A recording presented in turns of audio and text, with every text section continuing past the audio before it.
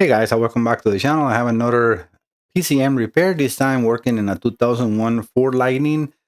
Customer concern is the EPC solenoid short circuit fault P. Let me just see, I think I have it right here, 1747. The reason I don't have his paper is because it has all the information, but I will show you the image shortly. So as I normally do in all the repairs, I reproduce the concern and then show the computer working properly again.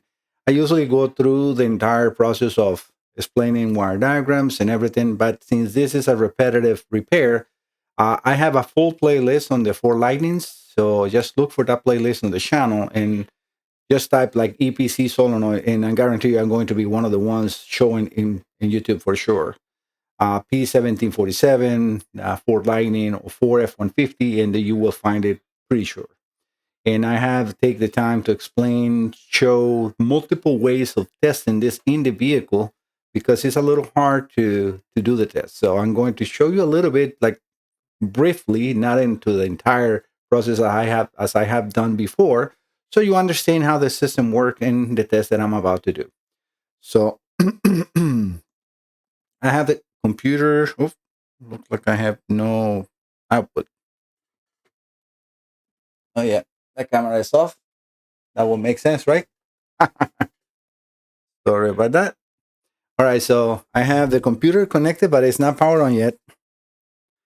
So this is again I know one Lightning Fred B from Michigan, and that is the last digits of the big number. So when I connect, you will be able to see that. I have the scanner ready to go, and let me just power up the simulator. All right, you can see that the slide that I have connected right now is connected instead of the EPC solenoid. So I'm connected into pin 81 of this computer. This computer has 104 pins. It's a one connector with 104 pins. And then pin 81 is the one that controls the solenoid that will set that fault P1747. All right, let me get the SUS in the screen. Actually, before I do that, let me show you what I wanted to show you as far as information and his concern, so he can also see his information. I always try to, show all that data because it's important so they can see that this is their computer. So this is the big number. That's what I got the number from. And you can see here where it says concern P1747 EPC short circuit. It's a 5.0-liter supercharged, and the tier tag number specifically for this computer is CXN1. This is usually for the 2001s, 99 to 2001. This computer is actually here. The unique numbers too is 1L3F-12 letter A, 650 dash letters B as in brown, A as in apple, and I think it's B again. Let me see because I cannot see it well in there. Yeah, and B as in brown. So that's a complete part number for this computer, and the family is 4828 A as an apple. All right, so this is the computer open, which I wanted to see how that looks before I go in and start repairing something. I did notice something in here. Let me just see this capacitor because I'm looking at this capacitor here. Yeah, you're not looking at that. Well, let's go in order, and we see this later. So that is the notes from the customer, the diagram, so we can understand where I got that pin from. This is very nice from Ford. They give all this information to the technicians so they can understand where and how to test these circuits as well. The transmission on this Ford Lightning is the 4R100, and it has a temperature sensor and multiple solenoids in here. The first on the left side, let me get something so you can see where I am. Okay, so now you can see that red box. So right here, this is the temperature sensor. When you see something like that little, I don't know, like wavy waveform with like an arrow pointing sideways or diagonal up, that is usually for the temperature. When you see a diagonal with two lines in here, it's usually a solenoid. And also they use something similar when you have a relay, but this is very specific for solenoid. So this is one solenoid. Second, we have 1, 2, 3, 4, 5 solenoids. And if we want to know what each of those is, we can go over to these boxes. They're nicely done for put in here. So like the first one is the solenoid controls the application on release of the coast clutch. The second one, which is what I am right now, it says the shift solenoid provides gear selection of first through four by controlling the pressure of the shift valve. So this one with the fifth one, the right here. So these two work to control that shifting. Then this one in here is a solenoid that controls the application and release of the pressure to torque converter clutch control valve. And then the last one, which is the one we are going to test, is the EPC solenoid, which stands for electronic pressure control solenoid. And you can see right here, so this is internally in the computer, sorry, in the transmission. That is the valve body, which I have here too.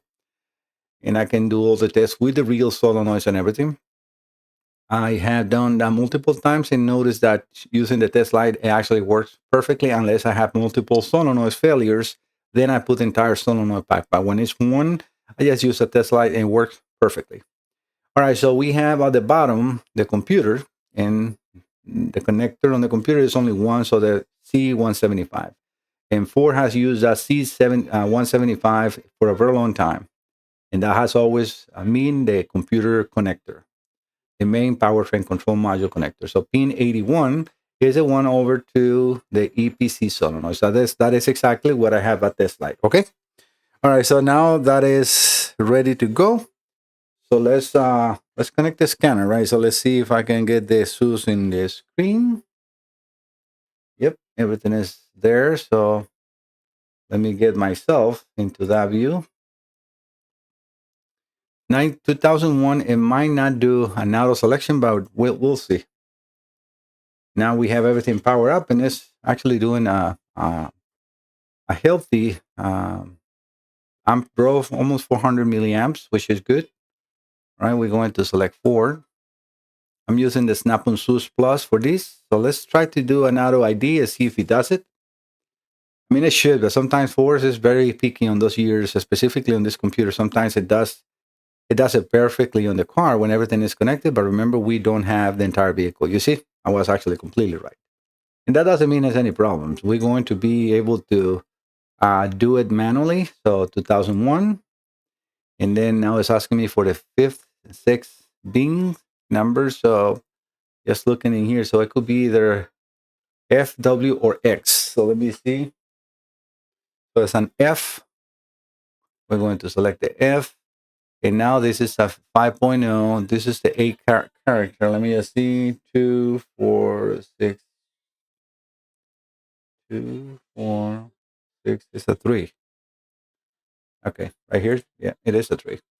Okay, so now let's see if we can actually enter the power control module, which so far we have not connected to it. Automatic transmission with air conditioning. The way that we can test this, so I can test it in here, is let's first check the memory codes. And like that, we know if we actually have communication. And we do. So you see, very common on these computers, when you unplug that you get that P1000, that means the poles were raised due to loss of keep alive power, which is very important for the memory on these computers. So that's fine. Nothing that gets damaged. It just erases all the faults. All right. So we're going to do a key on, engine off self test. That's the first menu here. That will run a test on pretty much all the outputs. If the output for the EPC solenoid is fine, we should see a flashing, and then either stay on or stay off. And then after that, we will see what faults we get or not. If we just see one on and then goes off, it's definitely the output is bad. And we will have a fault for sure.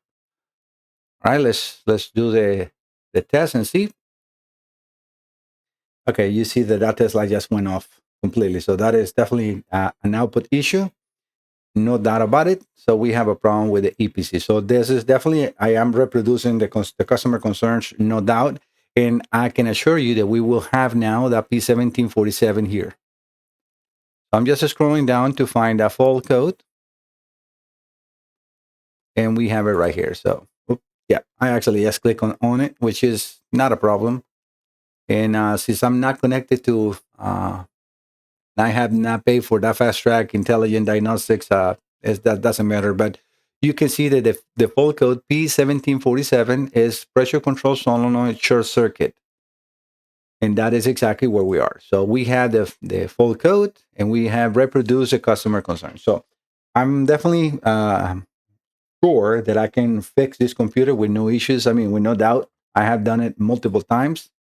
So what I'm also a little worried is because this computer, he told me that they have um, a tune that you plug into the back of the computer right here. So this has a JTAG connector that you can connect in that. And I can see this capacitor in here kind of like sideways. Doesn't mean it's anything running. I don't see nothing running there. That is not a part of the circuit of anything. That's actually a 5-volt reference for something else. But I would like to see when I'm inspecting the computer to make sure that that capacitor is not about to fall out, because obviously I need to get back that computer to them in a very good working condition. But I will definitely take care of that. Okay, going into more of, I can show you. Let's go over to the data display, which is important so you can see. We're going to go into the transmission section because that's exactly where this solenoid is, right? Remember, on the body of the transmission. I want you to show you the data that we have right now as far as the EPC voltage. Look at right now, it's 0 volts.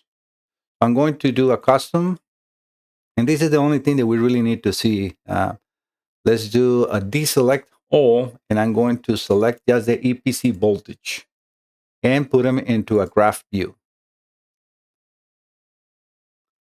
Hopefully you can see on the right side, I can actually go into, let me go back. Yeah, that's probably better.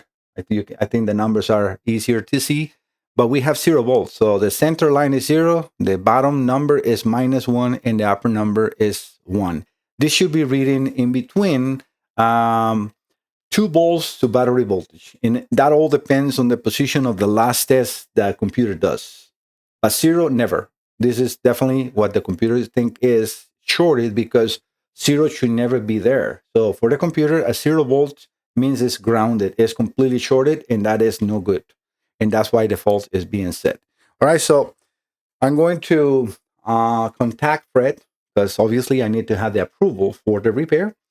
And then if he approves the repair, I will be coming back and then repairing the computer and then show you with the computer fully repaired. All right, I'll be right back. All right, guys, I spoke to Fred. He approved the repairs, and I'm done with it. So I am actually cannot connect to the internet for some reason. It's been happening, like it dropped the internet, the computer. But so I'm going to use the scanner here. So because I cannot use TeamViewer, and it's not the computer, it's actually like the router files is doing something. But we're gonna have to just do it like that. All right, so I got the computer ready. The scanner is connected, and I have the power to the computer, but not completely ignition on. All right, so let's do the ignition on. All right, so we can see the EPC solenoid active already, which is good sign. Let me get this here. So we're going to do a scanner. We have to start from a scratch, obviously, because everything was off. So 4. And we know that it's not going to do an automatic ID. Come on. So we're going to do a manual ID. And this is a 2001. It's an F series. And being 3. So it's a 5.4 VA supercharged engine. We're going to click OK.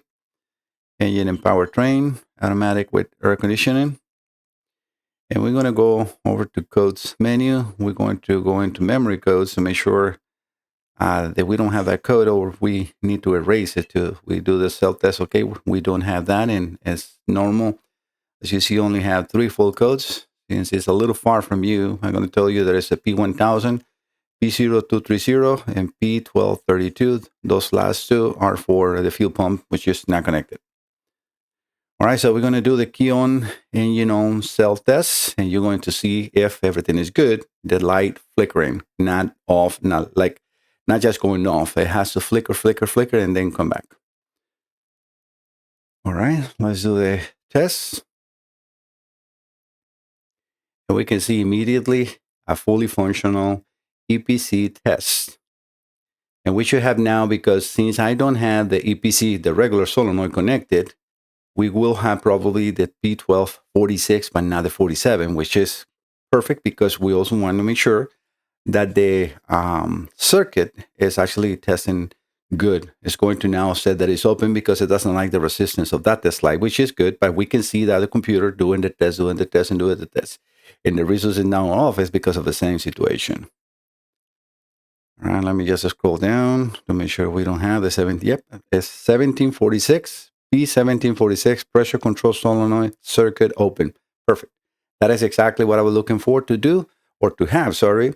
So let's now go over to the functional, not the functional, oh, I went too much, to the data display. And I'm going to get the scanner close to you. So I'm going to show you the folds, and I'm going to show you the values here. Remember where we were seeing zero voltage on the EPC? I'm going to select that pit. So Fred and all of you can see that now we have voltage. Perfect. Yeah, and we do. So, all right. So let me do a custom selection. I'm going to deselect all, and I'm just going to select the EPC solenoid. And let's just start with the list. Actually,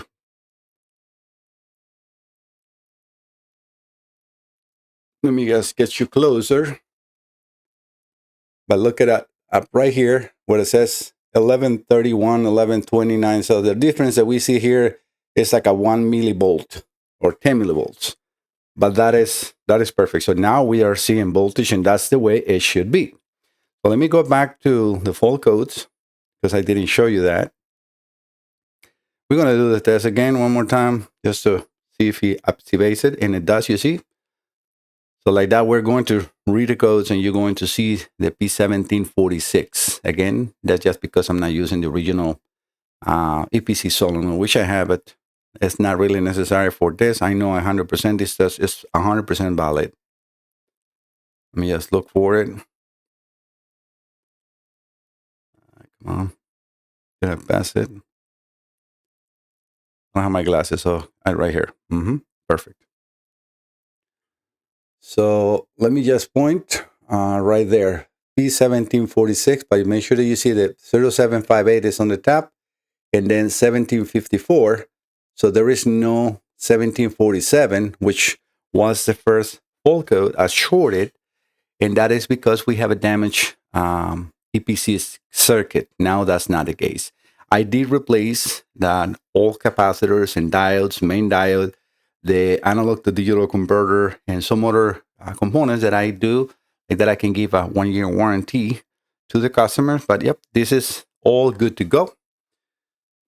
All right, Fred and guys, sorry I cannot show you with the team viewer close because I'm having problems with that, but everything I think is still very good.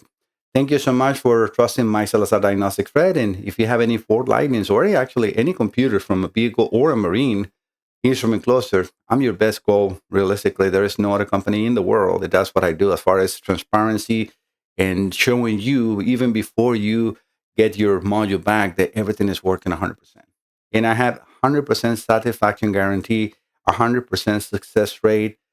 Pretty much all my reviews are 5 stars because I go beyond making sure that customers are happy, updated with the repair process, pictures, conversations. So thank you so much. I'll see you next time. Bye bye. Don't forget to subscribe. Bye bye.